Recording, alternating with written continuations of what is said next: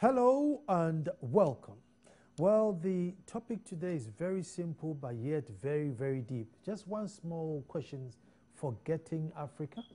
Is that what we should do to hedge forward as a people? Let me start by saying that until the lions have their own historians, the tales of hunting would always glorify the hunter. But then again, what is it that is, if we've got any other story to tell from the continent at large? Each and every country has a sorrow story. Poverty, hunger, disease, corruption. 2020 is round the corner. All the world is coming to this stage with wonderful innovations, driverless cars, manless mission to space. What are we going to bring come 2020? Are we still going to cling on to the fact that, hey, once upon a time we were enslaved, so we have nothing to bring other than bankruptcy and sorry stories? Should we just scrap our culture, borrow a new one, and move forward? Because indeed, all these countries, their culture works for them. If ours is not working, should we change it? Now, this conversation will last more than this show, but we will try as much as possible. Folks, my name is Nana Sakwa. This is PM Express. When I come back, I am talking to Professor Kojo Gavoa, and I will introduce him properly. Don't even move.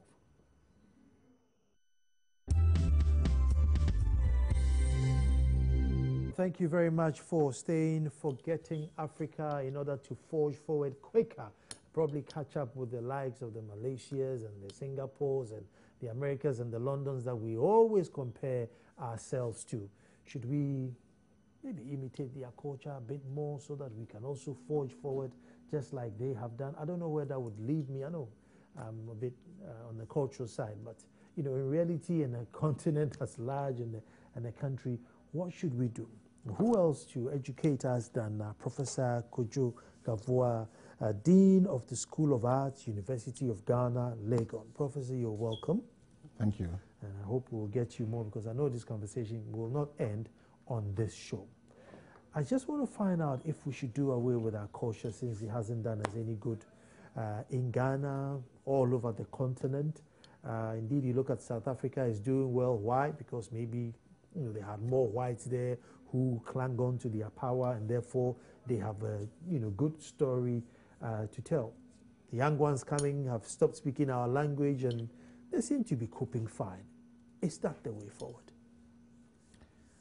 Thank you. The first of all I would say is that we cannot give up on ourselves. That would be the worst thing for any individual or group of people to do, giving up on yourself. And we cannot give away what you say, our culture. Culture is not something that can be given away because every society has different values, different ways of doing things, different livelihood strategies. These livelihood strategies emanate from the innovation of the people, their creativity, in addition to what they borrow from their neighbors of the world.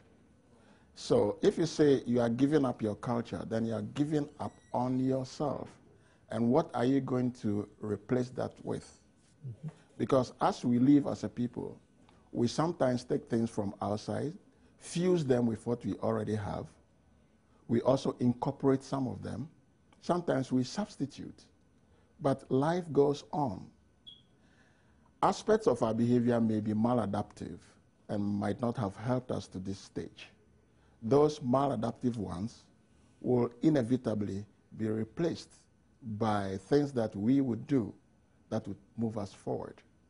And so I wouldn't say the panacea to our current predicament as a people is giving up on ourselves.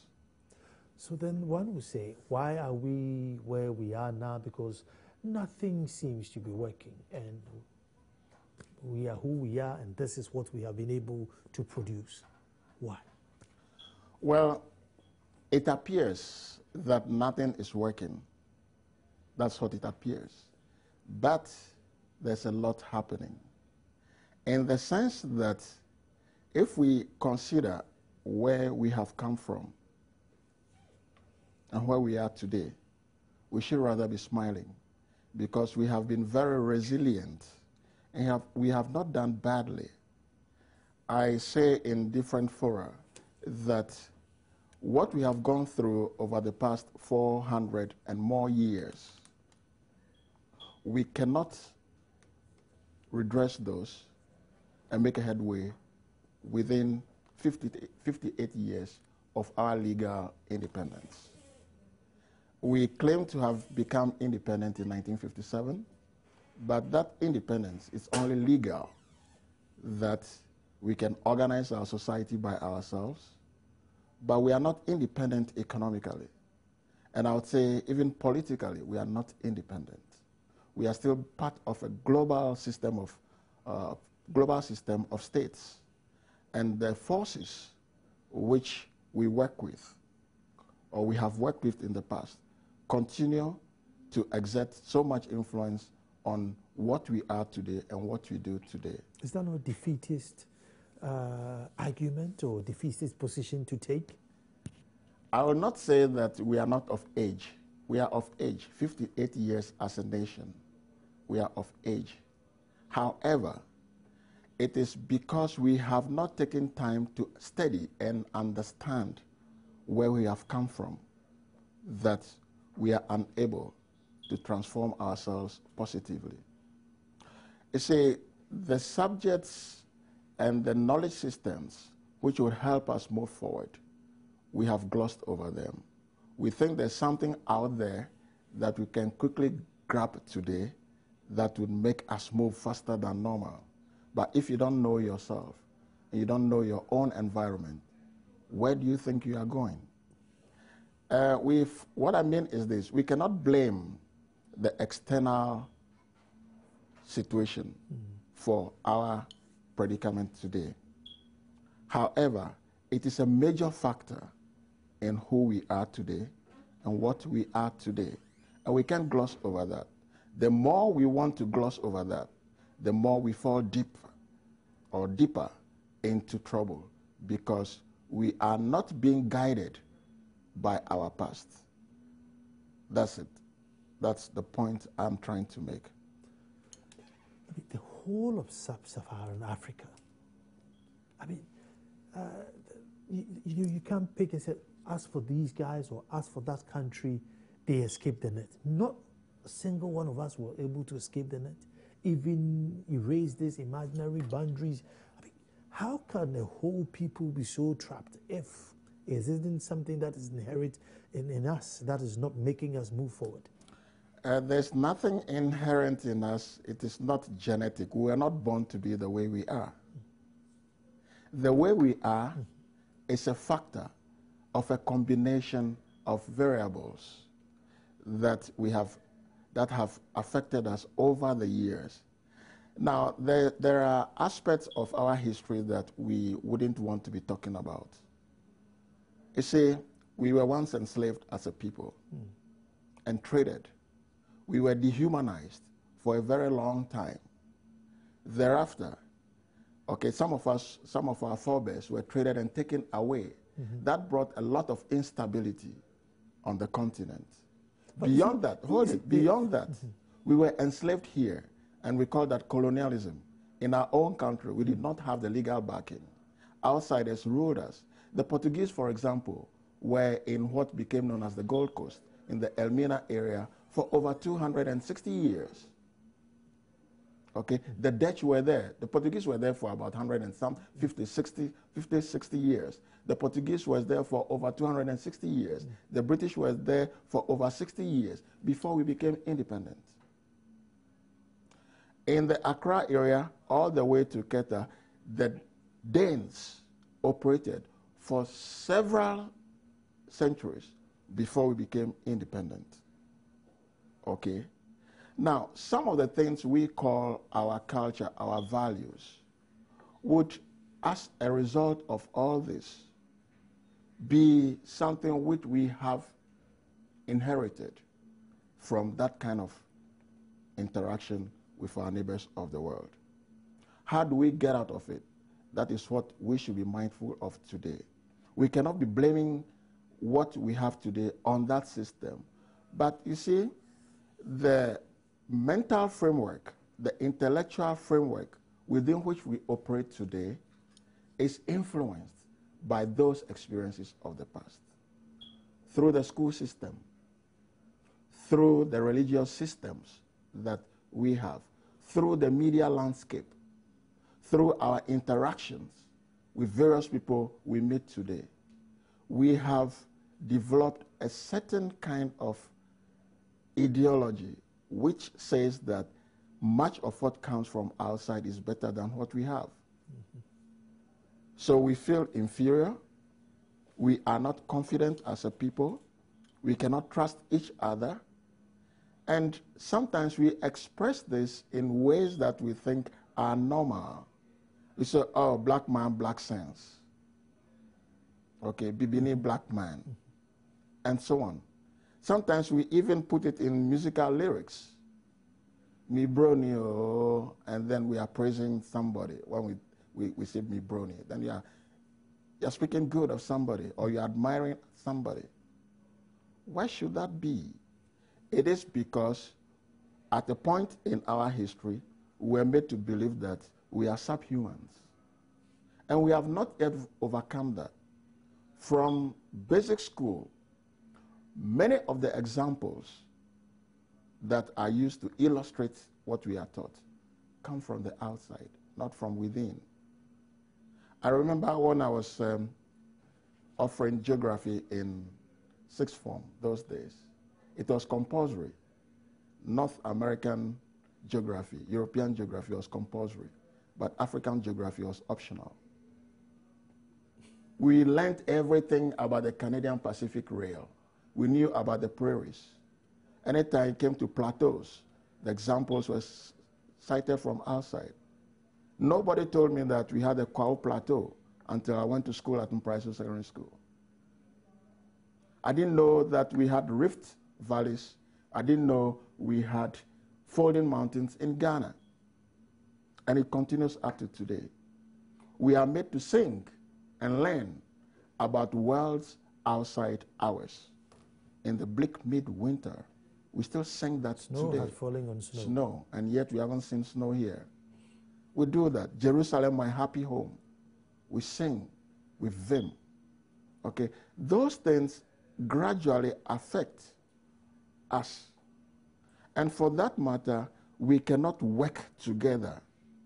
And we think that there are angels outside we can bring in to just help change our situation. Okay? And also because we don't understand that, look, we've got something that attracts the wider world out there. Okay? Mm-hmm. If we did not have anything that is good, why do we keep on having our neighbors of our world visiting us all the time? International students coming in, tourists coming in. They're not just here to entertain themselves alone. They are here to learn something, take something away. Mm-hmm. The business people do same. So we've got something. But the point is to sit back, reflect, and say that we have been resilient as a people. We've got what it takes to survive no matter what the crisis is. It is about time we work together to overcome our challenges. I just see them as challenges. But we must remain optimistic. We can't give up on ourselves. I emphasize. Those who propagate or those who come up with the idea that, listen, there must be something in our culture which is not making us work, would always look to the West and to the Asian tigers and say, look at how they're doing. At one point, we were even, ahead of some. I'm sure we had a teacher training school in Ghana before even Japan, had a school, let alone a teacher training school. And so we've been there before. And some of the good things in our time, I was speaking to Hackman Owusu-Agyeman, and he says in 1949, his father used to receive telephone calls in Begro, 1949. Now, he doesn't. However, we blame the same colonial era for not making us move forward, But there were things in that area which even today we are unable to get. Perhaps the things in that era that we clamor over are the ones that are negatively affecting us today. Gone are the days, okay? I would say, well, those days we were like this, those days. This is the end process. Whatever we have today is the end result of what we had yesterday. Could it be that we didn't build upon? Maybe we didn't even understand what we had. We didn't understand what was hitting us. Take the school system, for example, which was set up by the British. Okay? Today we say, well, education has gone to the dogs. Our students are not performing well. We have to go back to the way of educating people in the past. What we have today is the end result of what we had yesterday. That when our current formal Western educational system was established, it was established on a principle that we have not critically assessed and transformed or changed. That we were to be trained to be European at mind and African in sympathy. And I'm not saying it. This is something which Lord Haley, not a Ghanaian, documented way back in European at mind and African in sympathy. African in sympathy. Yes. So the reflection is many people go to the formal educational system. At the end of it, they think they are over and above society. Once you finish secondary school or you are in secondary school, you don't want to help in domestic assignments anymore. No fufu pounding, no fetching of water, okay? You don't even interact with your peers who haven't had that education.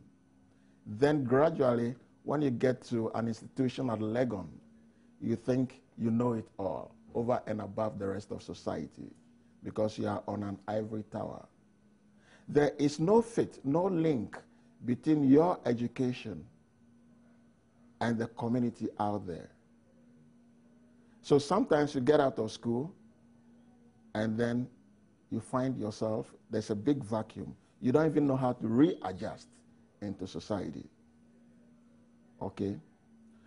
Today, the products, to me, are smarter because their environment is harsher. They have to think faster. What they learn in school, it's more difficult than what we learned in the past. Okay?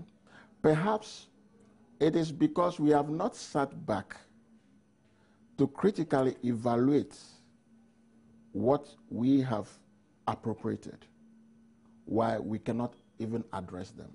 That is the point I'm trying to illustrate. We take things that are thrown at us from within and from without, and we don't do any critical analysis.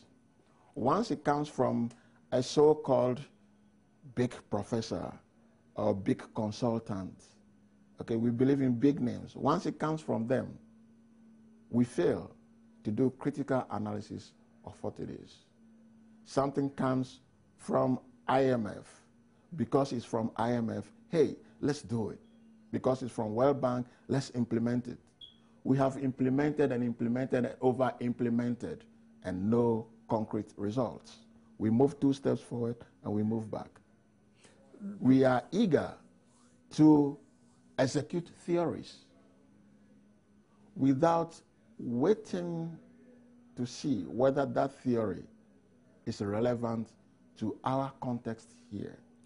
Prof, let me take you back to the education, because that's a bit scary. Professor Nana Opoku-Agyeman once said, indeed on the Super Morning Show, that by the time we finish school, we are very diseducated. And I've tried to highlight what she said, that listen, I think there's something profound in what she said, because she is the Minister for Education. And she's saying that by the time you go through the system and come out, you are diseducated. Can something be done so that by the time you come out of the school, you are educated in that way, where you are able to plug yourself into society, identify your environment, and utilize your environment? Can something be done, or this is it, this is our lot? Certainly.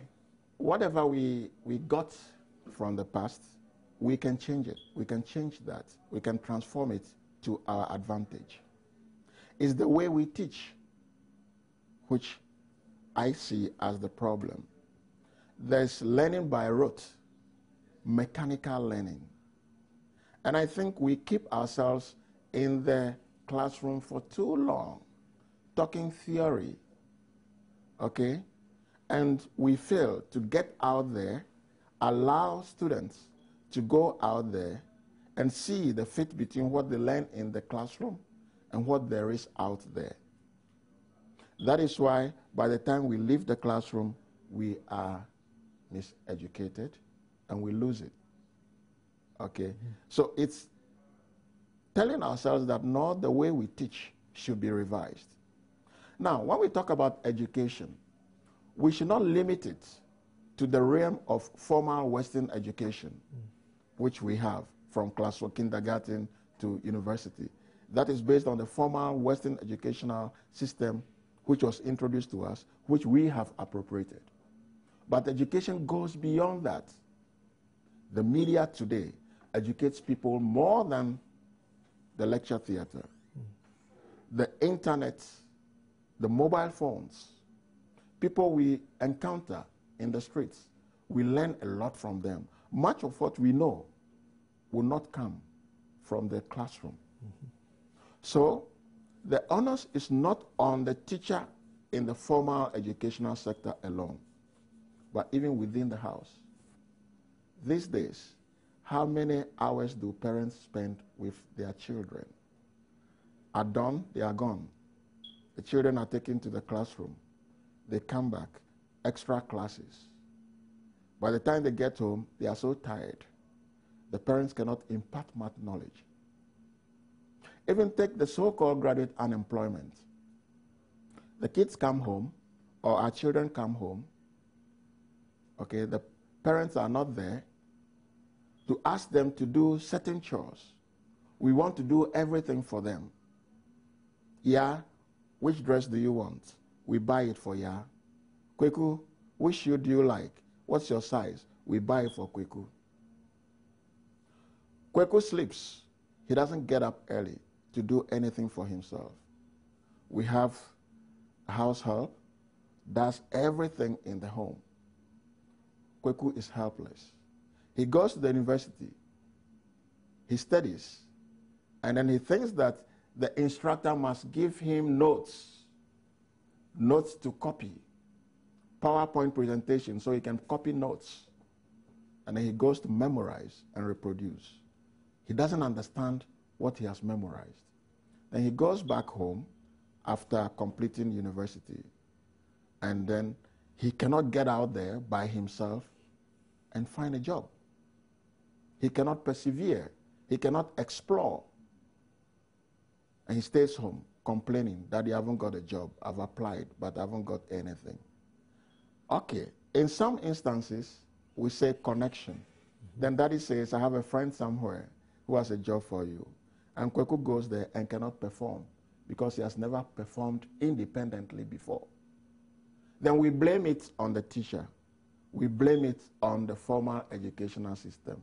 So I'm saying is that education is not to be restricted to only one medium.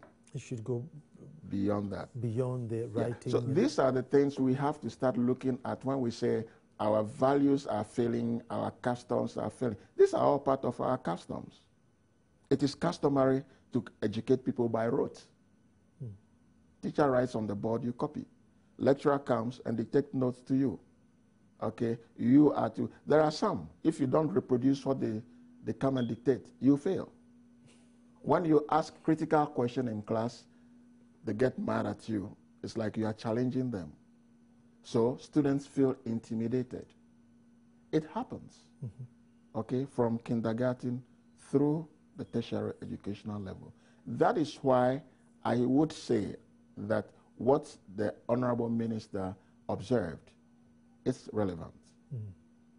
And the way to do it is to think through what we have instead of just talking about the problems.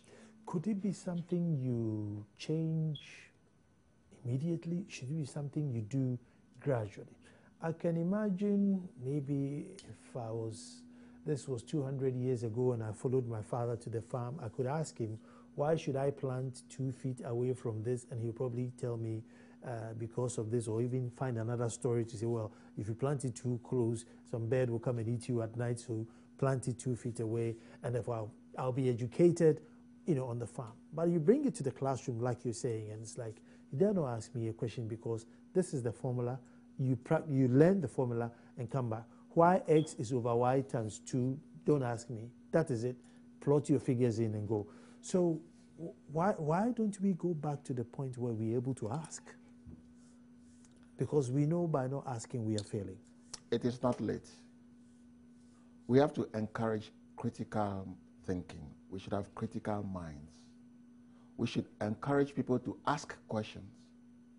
We should encourage people to critique, not necessarily criticize, but to critique whatever we do.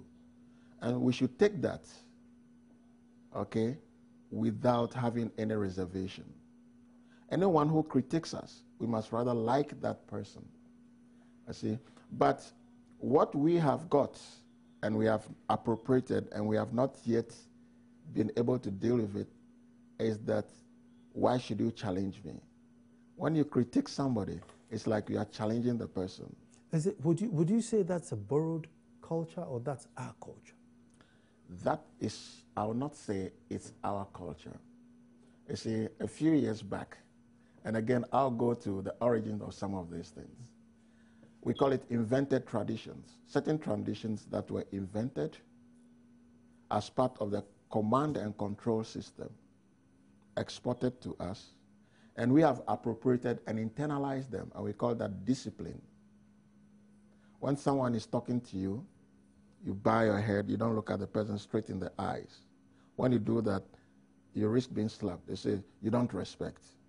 So you bow your head down, you fold your arms behind your back, and then anything they tell you, you nod, and you say, okay, and you accept. No questioning. This is what had happened to our forebears. You don't question authority. You don't challenge authority. You just have to accept. This is what you are told to do, and you do it. Okay? So we thought that discipline, it's by just accepting whatever you are told. And we have not yet overcome that because we think that is rather the good culture. We should try and encourage people to ask questions. When a child is asking questions, we get excited. This child asked too many questions. Watch this child. She asked too many questions. Why not? Yours is to be patient to explain whatever the question is to that child. The child is trying to develop critical mind. But we shout on these children, we intimidate them to the extent that they become meek. And then we say, when we find somebody who is so meek, that talks slowly and cannot ask questions, then we say the person respects. We demand respect instead of earning it. And it comes from all the... So we enforce this type of so-called discipline. And it's not helping us. And it goes from the domestic sector, from the household, all the way into public governance. You cannot challenge authority. It's not even about challenging authority. You cannot question authority. And when you attempt to question authority, you become wayward in the face of the public. They think we have a word for it. You are too known. Okay? Mm-hmm. You are too known. So you see a driver driving recklessly, and one passenger tries to complain, the rest of the passengers would not take kindly to that particular passenger. Mm-hmm. Mm-hmm. Until they all have accident, then they start shouting, Jesus, Jesus. Okay? And the same thing happening in different sectors of our lives. And so we have to overcome that by being tolerant, by allowing people to ask questions. We should always think about the substance of what people are saying rather than picking on words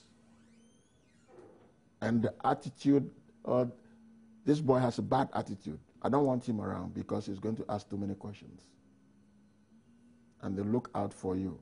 Who are the troublemakers? The troublemakers are those who would like to push hard for the truth. It's something we need to address. And by addressing it, you start from the house, through the church, through the mosque, through the media, through the formal Western educational system. Let teachers allow students to ask questions. Let students open up. Let them relax and ask questions. Tickle their minds. In church, let the clergy allow people in church to question their behavior. Not to go out of the chapel and start gossiping about the priest. If it's not right, it's not right. When the imam is misbehaving, let us be bold enough to bring him to order. When the chief, you are a chief, when the chief is misbehaving, let's not bring it. That is why I like aspects of our customary practices.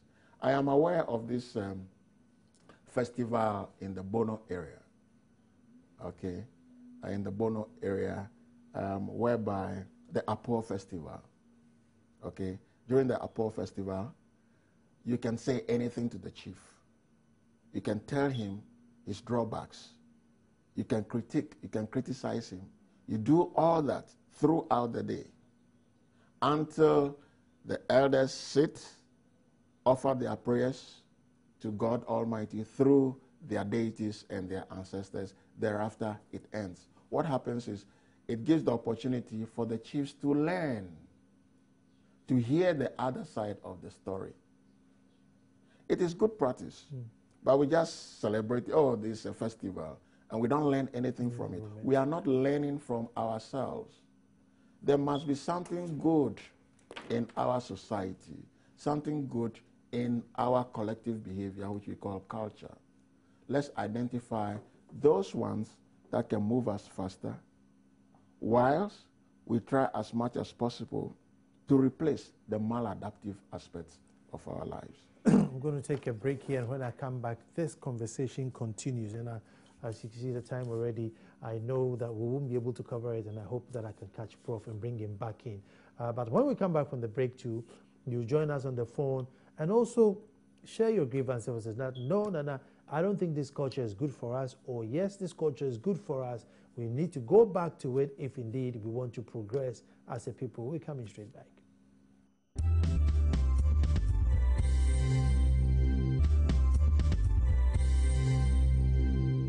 Forgetting Africa. Indeed, should we just let go of our culture, traditions, customs, free ourselves of all these things that's hindering us so we become like the big nations that we want to be? And discussing that, I have with me Professor Kwadwo Gavoa, who is indeed educating us. But Prof,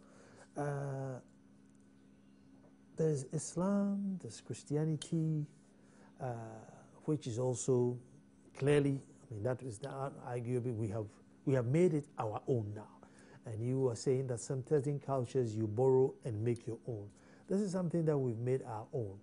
Maybe we may have the extremes to it, but what do you say? I would say that appropriating the so-called world religions has been part of our problem. In the sense that some of those religions were actually imposed on us until recently. Even when I was in primary school through middle school, we were punished for not going to church. And we were punished for not wearing white to church. It was compulsory to go to church in the school system.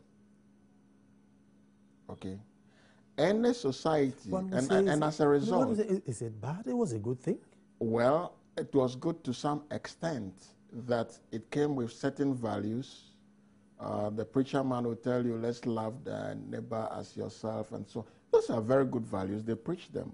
But the fact that it is imposed on you takes something away from you. You see, one of the things that happened to us. But did we not love our neighbor as thyself? We have always loved, and if today, in the global community, they will tell you that we are the ones who are there for our neighbors. We love ourselves very much. Okay? We may be wayward in certain ways, but we still have a social system that helps us to cater for each other. Some will say it's bad, but it has worked for us. Under the circumstances, economic circumstances, if we're not there for each other, things will be bad. Fair enough. But the point is that the way to lose ourselves, first of all, is to lose our religion and to lose our language. All the nations that have maintained their religion and language are moving forward faster than we are. And the examples abound. The Chinese maintain their language. They have their own religion.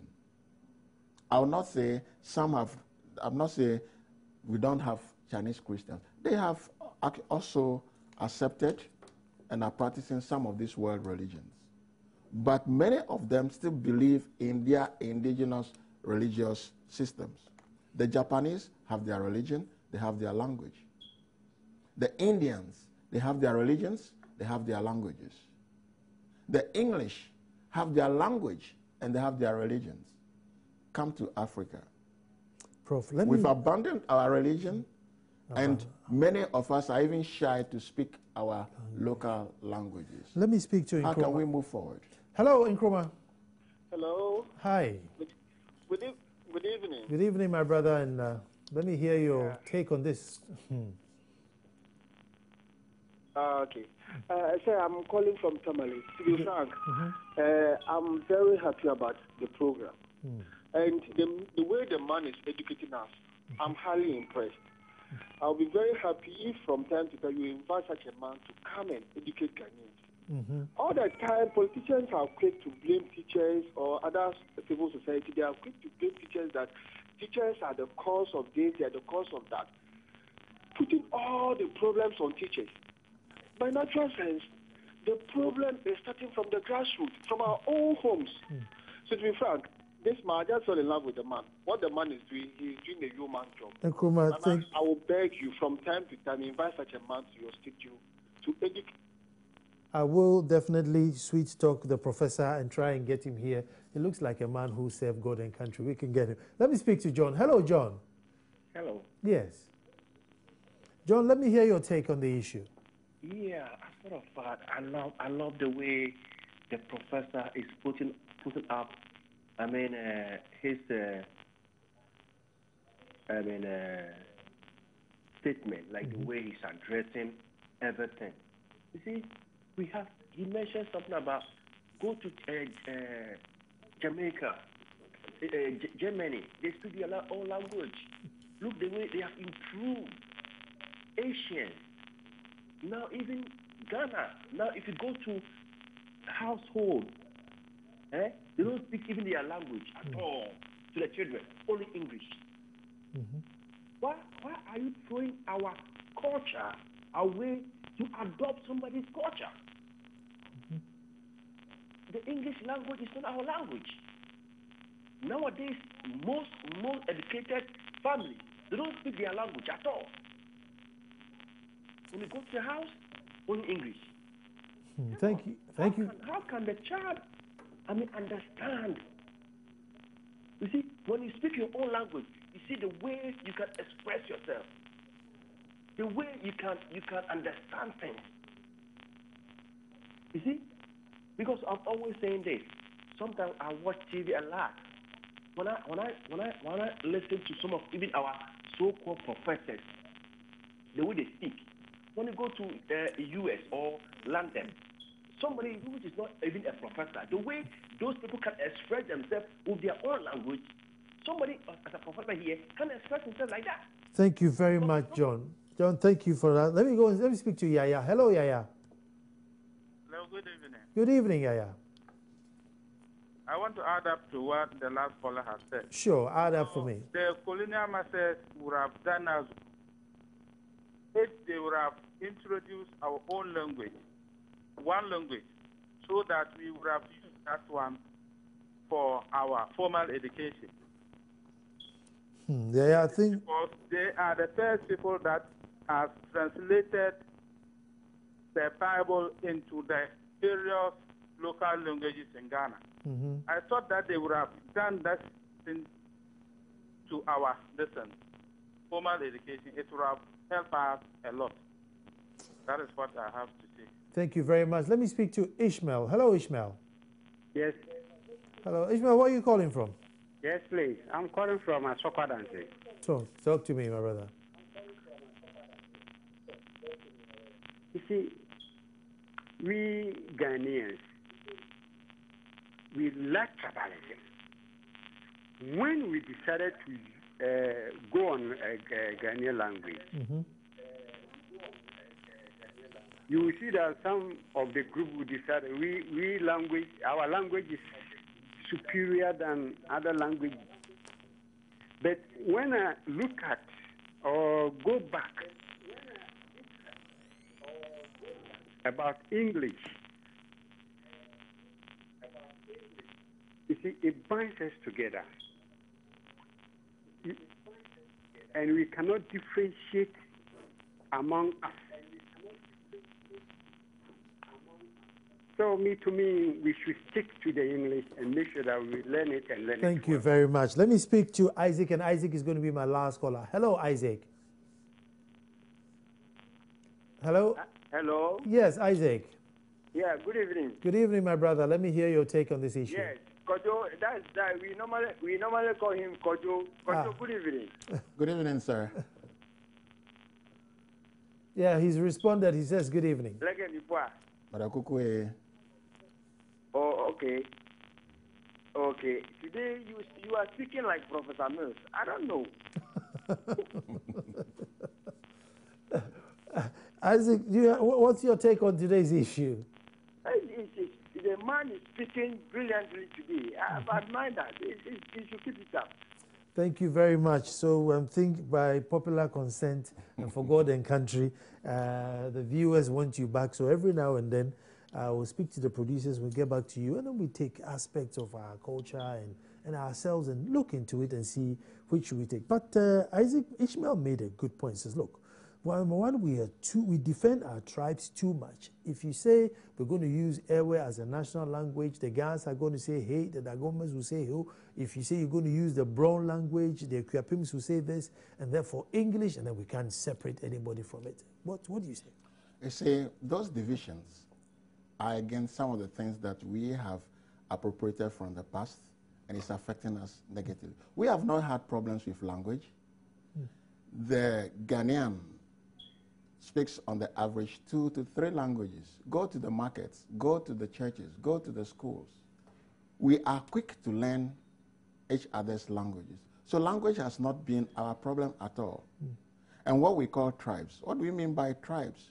We are a people who speak different languages, but we share these languages, and we have not had problems with those.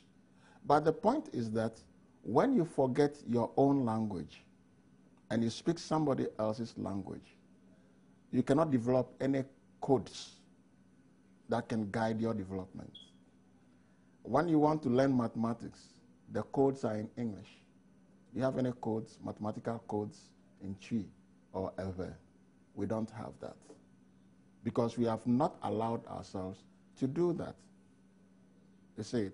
So it is not about using English and that would bridge the gap and then it will unite us. We've been speaking English for a very long time, but we still discriminate against each other on the basis of language.